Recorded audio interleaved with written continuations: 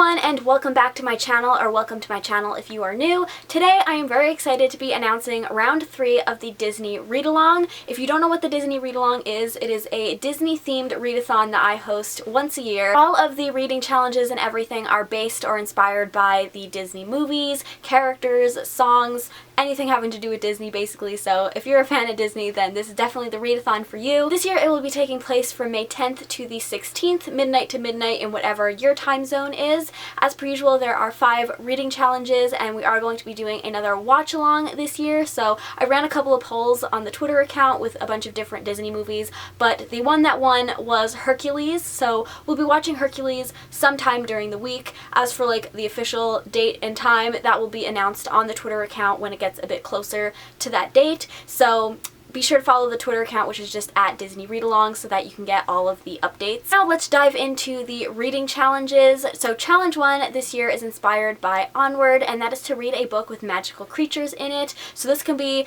literally any creature that is magical. Fairies, elves, even vampires, werewolves, dragons, unicorns, Pegasus, any of that, maybe even talking animals.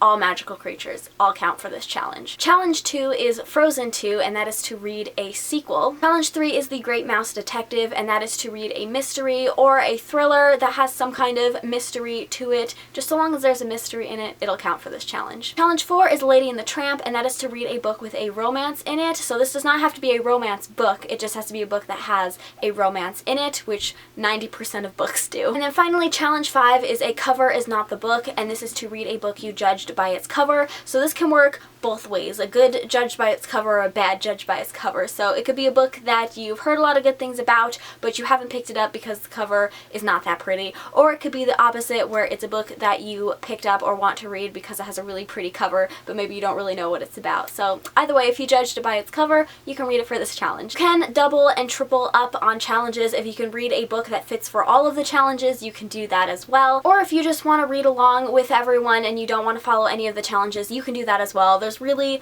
no rules to this readathon except just have a fun time reading. So I think that is all the information you need for the Disney read-along. Of course, if you have any questions, feel free to leave them down in the comments. And yeah, I hope you guys enjoyed this video. If you did, please give it a thumbs up and subscribe if you haven't already, and I'll see you in my next one. Bye! You hear that, Samson?